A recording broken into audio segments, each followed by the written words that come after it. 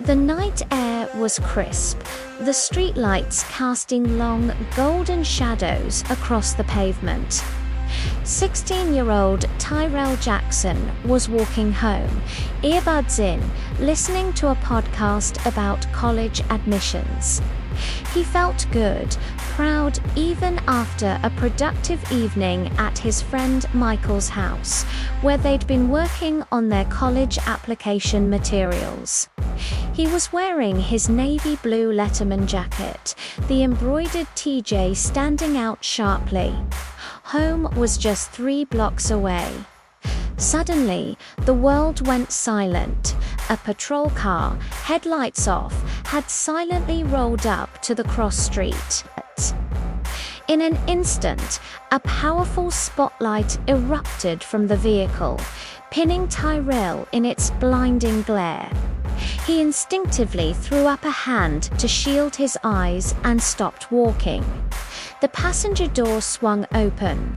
A tall man with a permanently annoyed expression stepped out. This was Officer Ben Morris. "Where are you going, son? What are you doing walking round here this late?"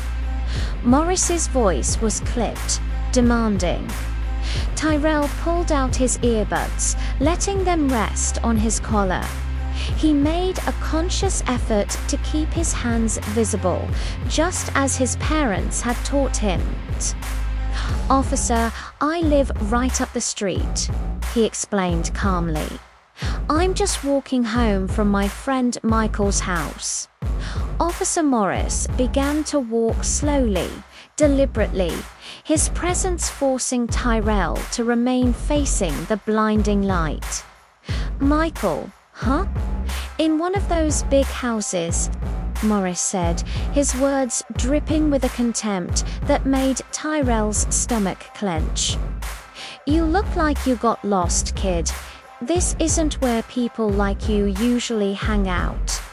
The implication was clear, a punch to the gut. Tyrell knew exactly what people like you meant. "I belong here, sir," Tyrell said, fighting to keep his voice steady as adrenaline surged through him. "I have my school ID if you need it. I was just working on my college essay." The officer let out a short, ugly laugh. "College essay, right. Take your hands out of your pockets, put them on top of your head, and face the car." Tyrell complied immediately, his heart pounding against his ribs. He stood with his palms pressed against the cold glass of the police cruiser, the metal zipper of his jacket digging into his cheek. He felt completely exposed, vulnerable on the empty, quiet street. What followed was not a physical search, but a 10-minute psychological assault. Officer Morris didn't pat him down. Instead, he paced back and forth, shouting racially charged questions and demeaning insults. He belittled Tyrell's neighborhood, his clothing, his intelligence. He used slurs, calling Tyrell a liar, a potential threat, someone who would never amount to anything. "That jacket doesn't mean anything," Morris sneered, gesturing at the Letterman. "You steal it. Did you take it off some suburban kid? You think that piece of fabric makes you something you're not." Tyrell held his breath, staring at his own distorted reflection in the cruiser door. The words his father had repeated to him since he was a child echoed in his mind. "Be polite, be respectful, do not argue, do not resist, survive the encounter." So he remained silent, enduring the barrage of hate, the verbal blows landing one after another. Finally, after what felt like an eternity, Morris stepped back. He had found no weapons, no contraband, no logical reason to have even initiated the stop. But he had achieved his goal. He had asserted his power, leaving a young man shaken and traumatized.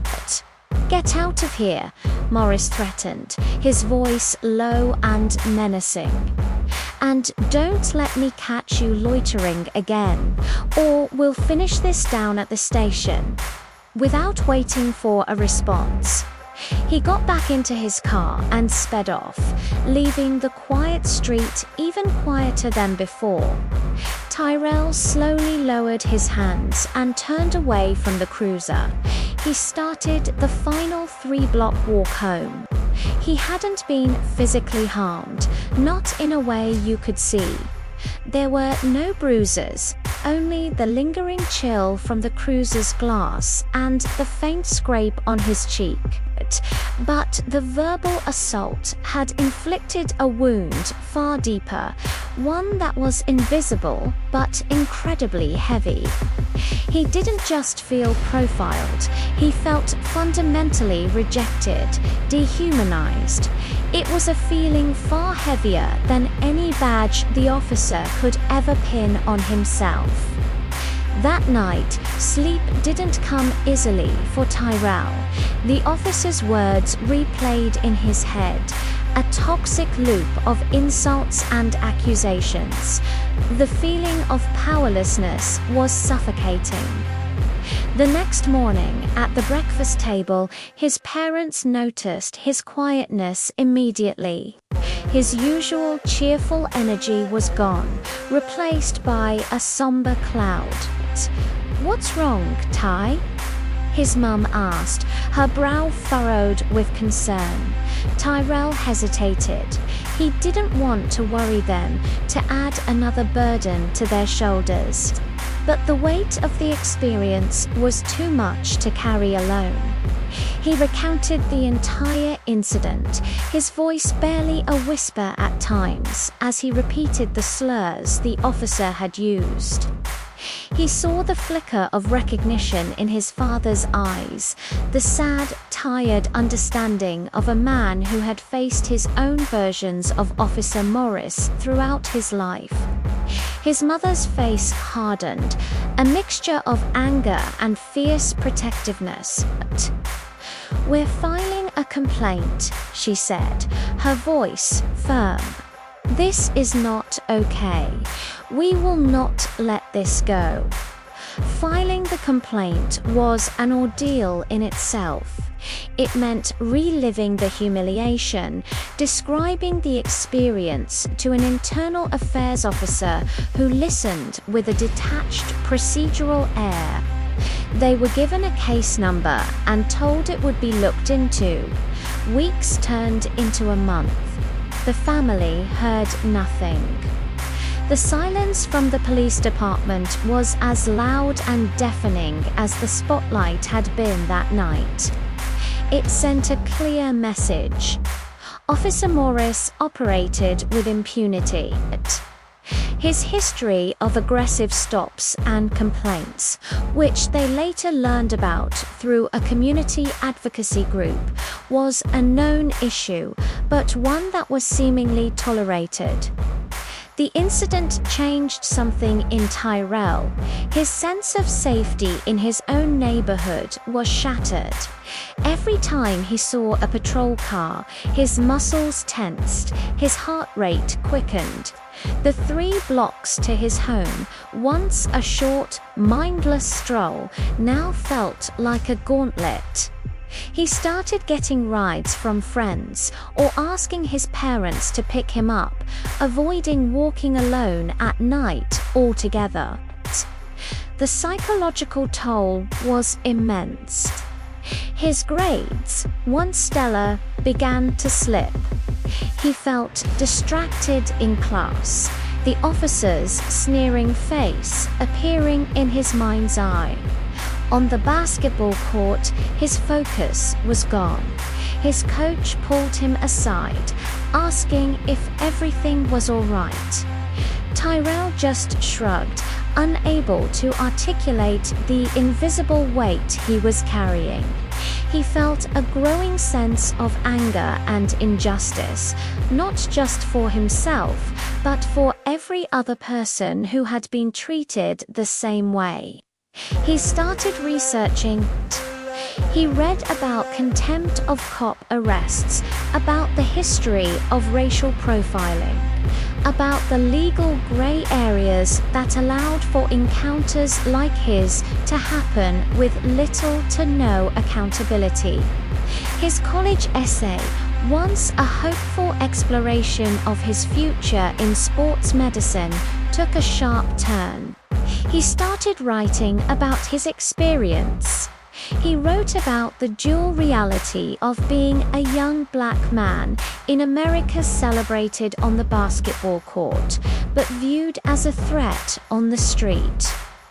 His words poured out onto the page, filled with the raw pain, confusion, and righteous anger he had been suppressing.